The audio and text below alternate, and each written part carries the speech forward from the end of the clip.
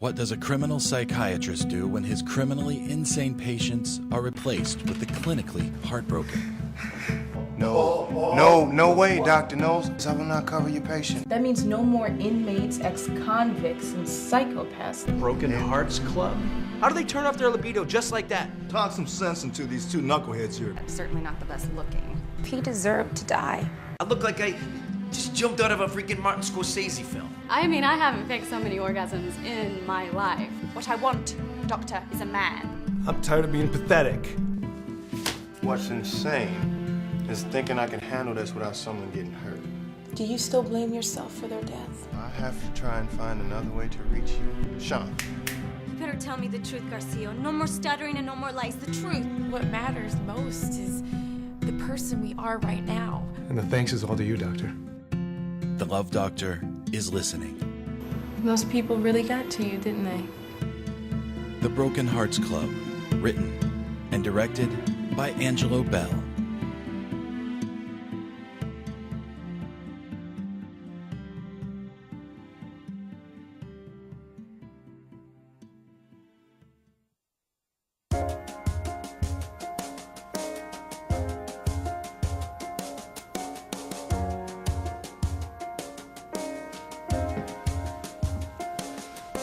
I called you just past 2 a.m.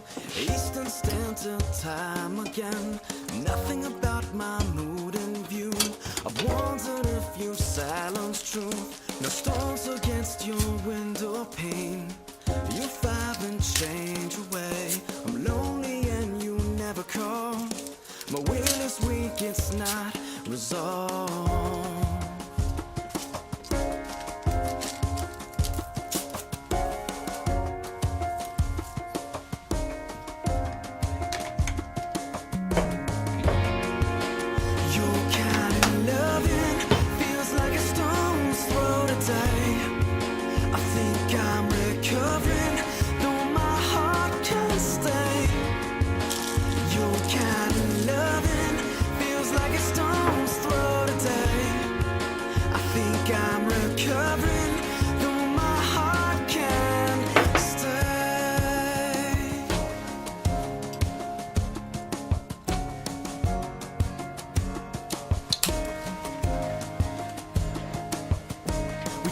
Scientific plan to fix the problems you said we can. Reluctance plagued my chest throughout. Ambivalence I am feeling now. Certainly you need your chance. I can't stop your life's advance, but know that I am human too. The life you lead is not just for you.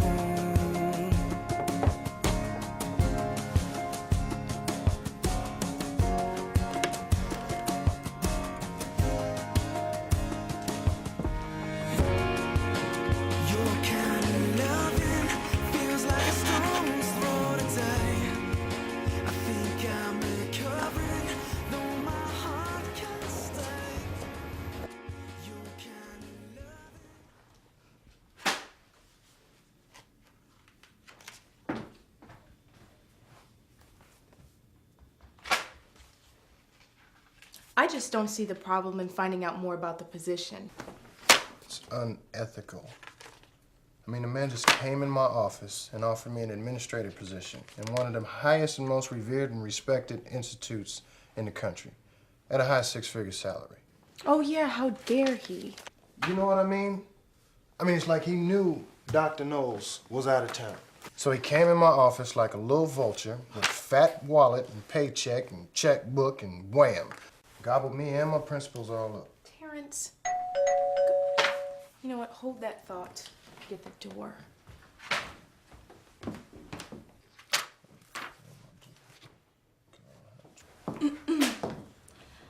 Honey, you have company. Hey, Doc. How's it hanging? Son, what are you doing here? I was just in the neighborhood. Well, I had some thoughts I wanted to run by you. Why are you limping? It's... Oh, excuse me. I'm leaving.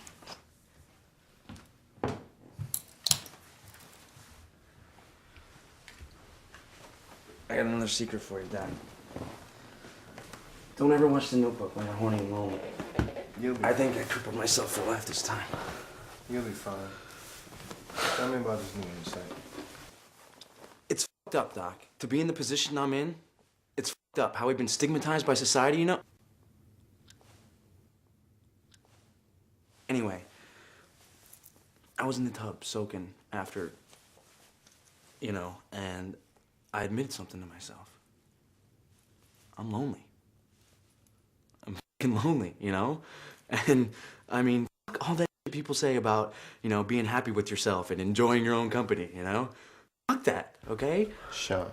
I'm lonely, and you know what? I don't like it. Sean, when I was motioning for you to be quiet, I was referencing your use of profanity, not your volume. Got it. Anyway, so I'm thinking, you know, people do things they don't want to do all the time. Okay? They do it because there's a payoff. You know, you want to be a doctor, get your ass into medical school, residency and internships for 8 years. You want to be a lawyer, you know, law school, followed by 1 billion years of schlepping paperwork. It's all shit work, but there's a payoff. You know? Even you, I know that you do not want to be sitting around babysitting some emotionally up grown-ass people like me, but you're doing it, you know? And I appreciate it. And somewhere in this, there's a payoff for you. People work, you know, a lot. They spend a lot of time and energy working 40, 50, 60, 80 hours a week at a job they hate. So am I crazy because I want to work just as hard at not being lonely? I want someone in my life, you know? It doesn't have to be some fairy tale. Just give me somebody I want to brush my teeth for in the morning, you know? Camera set. I'm gonna go soak in some Epsom salt. Break out the calamine lotion. See you next week.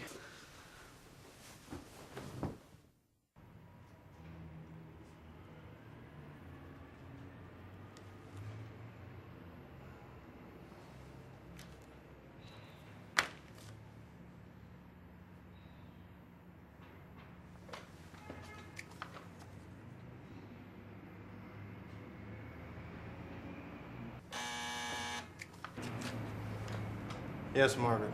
Dr. Thibault, your 4 o'clock is here at 4:30.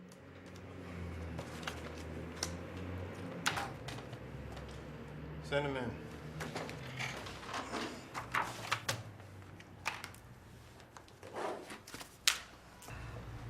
Mr. DeMarco, you're 30 minutes late. So what? I'm still paying for the whole hour, right? I'll talk fast. Take a seat, Doc. So what would you like to discuss today, Mr. DeMarco? Whoa, whoa. It's Nino. Nino. So, you want to hear about my problem? Do you have a problem? Yeah, I kind of think I do, because, well, I'm the one with the problem, and I know what I got. A problem? That's what I said. So exactly what is this problem, Mr. DeMarco?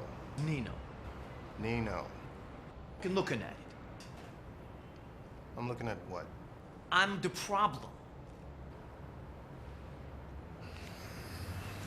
Everything you see in front of you is the problem.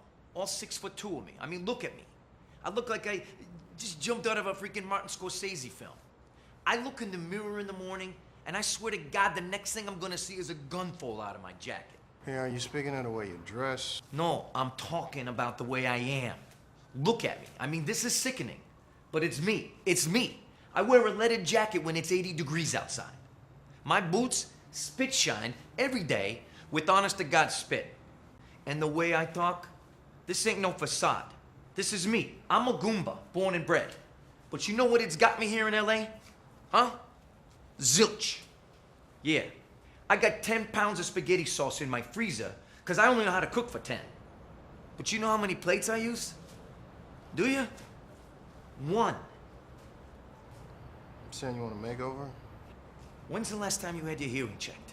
Because you don't hear too good. I don't want a makeover. I want to start over. That's why I left Brooklyn and came to LA, to start over. And just so you know, I ain't lying down on this couch. Doc, I want a woman. I want a wife. I want someone to go to bed with at night and actually go to sleep. You know? I want a spoon. You've never spooned. I need to spoon, Doc. Let me tell you a secret.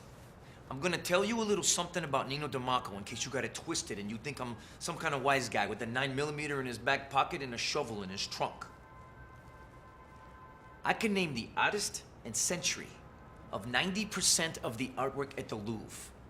I've been there 6 times. Yeah. Last year, I read 75 novels. 75, and only 12 of them was bestsellers. Yeah. I speak 3 languages. Self-taught.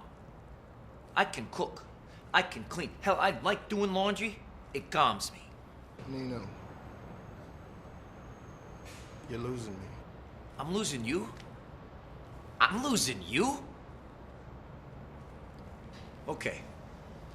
I'm gonna reel you back in. How's about that? Here we go. You ready? I'm ready. Foot massages. I do 'em. Back rubs, done deal. Had a tough day at the office, dear? Here, let me bring you some slippers and a glass of red wine. Tell me about your day. And don't worry about dinner, I'll cook. And we'll do the dishes together. I'll wash you dry. And if your mama don't like me for some reason, you bring her over for some of my world-famous 7-layer lasagna and homemade garlic bread, and that'll shut that bitch up. I'd like holding hands. It's the sexiest thing in the world. To me. I want to give her one of my shirts to wear around the house, because we just did our thing, you know? And she didn't bring no pajamas. I want to sit on the bedroom floor and watch her take a bath. This is me, Doc. This is me. And you haven't found that special someone. On paper, I am what every woman says they want. But in real life, I'm just alone. I'm tired of walking around with an empty heart, Doc. The problem has to be me. It's gotta be me.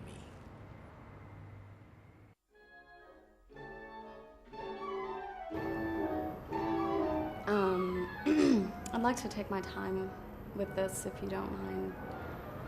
I wouldn't have it any other way. You can start and stop whenever you need to. Okay.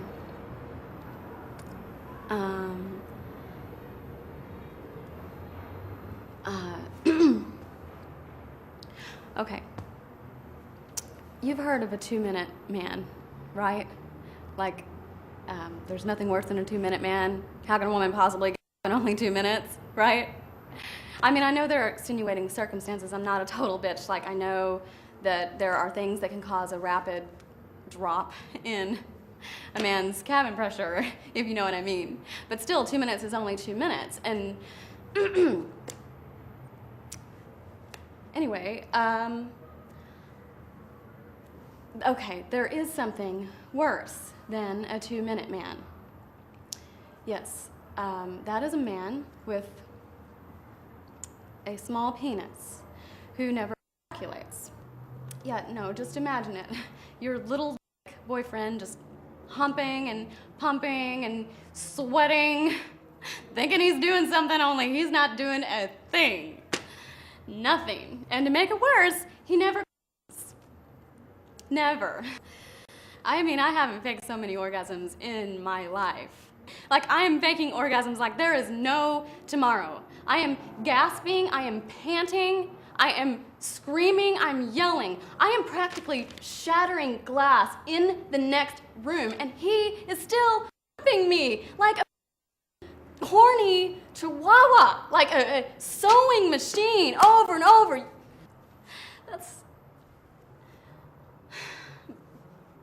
But I love him. I do. Ugh. So I couldn't just tell him that, and so I just stopped. I just cut him off, because I just couldn't think, and a person needs to think. And I was faking so many orgasms that I didn't even know what a real one felt like anymore. And I started doing these exercises to tighten that area down there, you know? But you know what? It doesn't even matter, because he dumped me.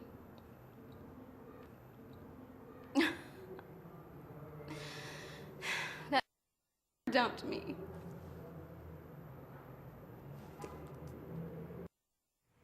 Yeah, honey, I'm going to be late again. I know. That's the only way I could fit all these patients in. No, the hotel said he checked out yesterday. All right. Love you.